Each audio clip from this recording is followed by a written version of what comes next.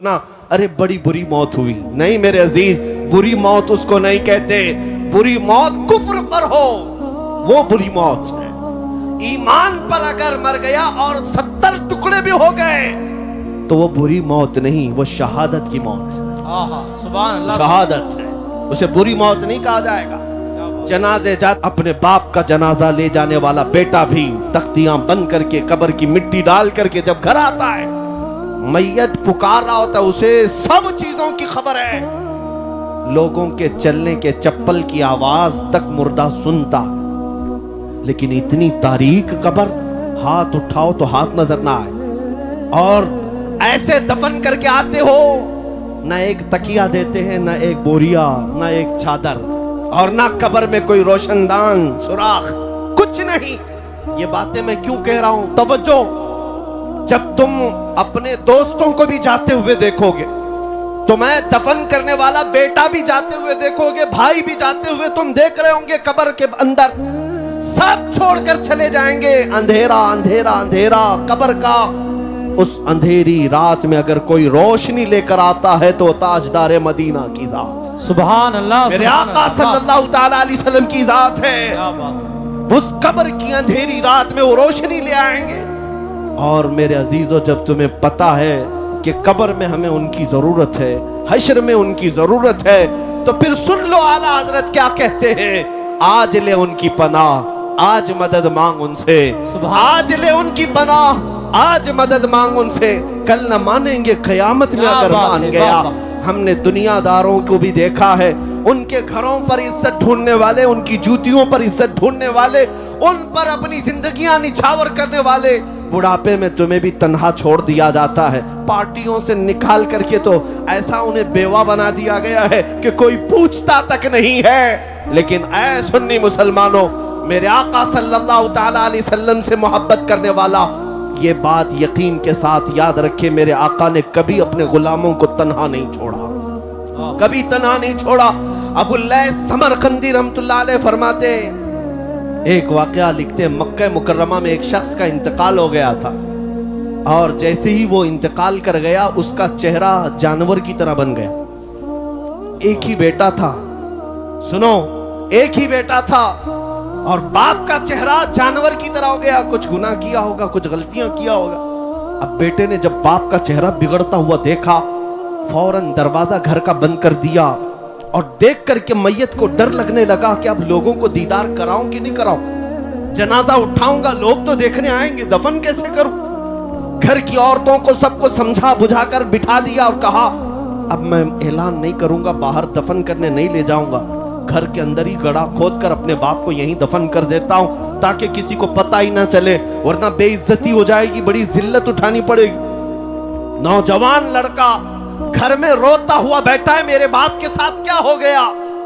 وہ رو رہا تھا، اچانک اس کے گھر کے دروازے سے کھلنے کی آواز آئی، اچانک دروازہ کھلا، ایک بزرگ گھر کے اندر آئے، وہ آتے ہی ان کے چہرے پر چادر تھی، وہ سیدھے میت کے پاس گئے، چادر ہٹائی، اس کے چہرے پر ہاتھ رکھا، پھر چادر بند کر دی، پھر اس نوجوان لڑکے کے پاس آئے، وہ بزرگ کہتے کیا ہوا بیٹا، کیوں رو رہا ہے؟ نوجوان لڑکا کہتا ہے میں تو آپ کو دیکھا نہیں، کہاں سے آپ اندر آ گئے، میں نے دروازے سب بند کر دیے تھے، لیکن اب آپ آ گئے ہیں تو کیا دیکھتے نہیں میرے باپ کا چہرہ بدل گیا ہے، میں اپنے باپ کو لوگوں کے سامنے کیسے جنازہ اٹھاؤں؟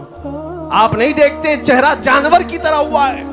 وہ آئے ہوئے بزرگ نے کہا بیٹا جا کے دیکھ تو صحیح، تیرے باپ کا چہرہ سلامت تو ہے، کچھ ہوا نہیں۔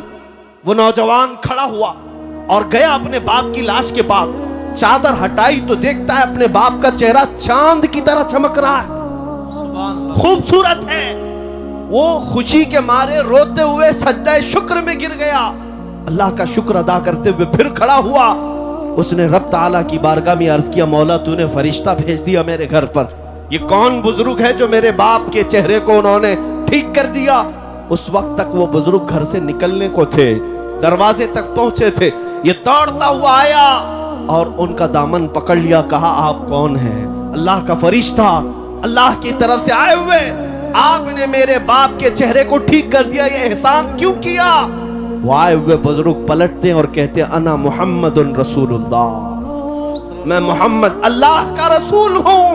اللہ سبحان اللہ، کیا بات۔ اللہ اکبر۔ جیسے ہی وہ نوجوان سنا قدموں میں گرا، کہا آقا میرے گھر آپ کی آمد ہوئی اور اس حال میں مجھے بتائیں میرے باپ کے ساتھ کیا ہوا۔ اللہ کے نبی صلی اللہ علیہ وسلم فرماتے ہیں تیرے باپ کا کوئی ایک گناہ ایسا تھا جس سے مولا ناراض تھا، رب قدیر غضبناک تھا۔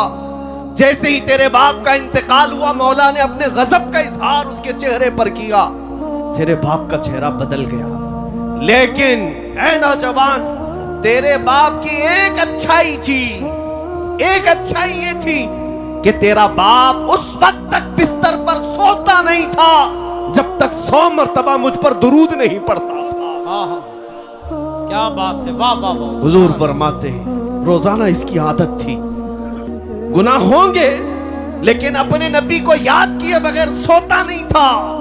جو فرشتہ اس کے درود مجھ تک پہنچاتا تھا، آج وہ فرشتہ آ کر کہنے لگا غضب ہو گیا رسول اللہ، آپ پر درود پڑھنے والا وہ بندہ آج مر گیا لیکن مولا کے جلال کا شکار ہوا، اللہ کے غضب کا شکار ہوا ہے۔ اگر آقا آپ اس پر رحم نہ کریں گے تو دنیا بعد میں تانا دے گی، درود پڑھنے والے کا چہرہ ہی سلامت نہیں رہا تو کس کا سلامت رہے گا۔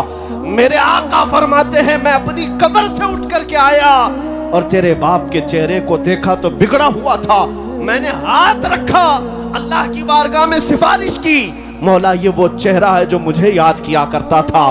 رب قدیر نے فرمایا محبوب اپنا ہاتھ اٹھاؤ، ہم تمہاری سفارش پر تمہارے غلام کے چہرے کو چاند سی شباہت دیں گے، سبحان اللہ، سبحان اللہ، خوبصورتی عطا کریں گے۔ اللہ تبارک و تعالیٰ نے اس بندے کو میرے آقا کی سفارش پر پھر سے وہ حسن و جمال عطا کیا۔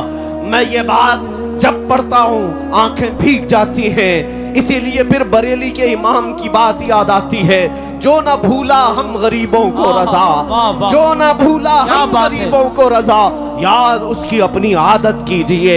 اے مسلمانوں میں آج پھر سے تمہیں قریب لا کر کے کہتا ہوں ادھر ادھر مت دیکھو، اگر تمہارے دردوں کو کوئی آج سمجھنے والا ہے، تمہارے غموں کو اور تمہارے غم کی داستان کو کوئی اگر سننے والا ہے تو وہ میرے آقا کی ذات ہے، وہ تاجدار مدینہ کی ذات ہے۔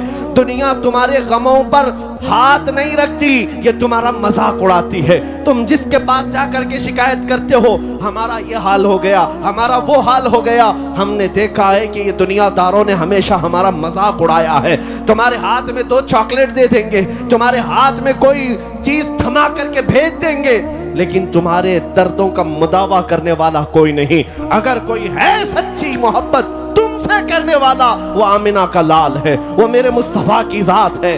اسی لیے میں کہتا ہوں جو قبر میں جا کر کے بھی میرے آقا ہم گنہگاروں کو یاد کرتے رہے، معراج کے سفر میں پہنچ کر اپنے رب کریم کی بارگاہ میں ہم گنہگاروں کی سفارش کرتے رہے، کیا تمہیں یہ زیب نہیں دیتا کہ آج رسول پاک صلی اللہ علیہ وسلم کے لیے اپنی زندگیاں وقف کر دو، اپنے شب و روز وقف کر دو؟ جو نہ بھولا ہم غریبوں کو رضا، یاد اس کی اپنی عادت کیجئے۔ اب میں اپنی گفتگو کو سمیٹتے ہوئے ایک بات ضرور کہوں گا، میں تمہارے جذبات کو بیدار کرنے کے لیے آیا ہوں۔ اگر کسی کے اندر بزدلی ہے، خوف ہے تو نکالو۔ اب بقیہ زندگی کی ہر سانس ہم نبی پاک کی محبت کے لیے وقف کریں گے انشاءاللہ۔ حضور کے لیے جیئیں گے، حضور کے لیے مریں گے۔ بریلی سے قریب رہتے ہو بلکہ تمہارا ضلع بریلی ہے، تمہارا ضلع بریلی ہے اور تمہاری قسمت پر پوری دنیا رشک کرتی ہے۔ ہم تو بہت دور ہندوستان کے ساؤتھ سے تعلق رکھتے ہیں، ہمارا آبائی وطن کرناٹکا ہے، لیکن مصر میں جائیں، مدینے میں جائیں، لوگ ہم کو بریلی سے پہچانتے ہیں۔ کیا بات ہے، واہ واہ۔ کیوں؟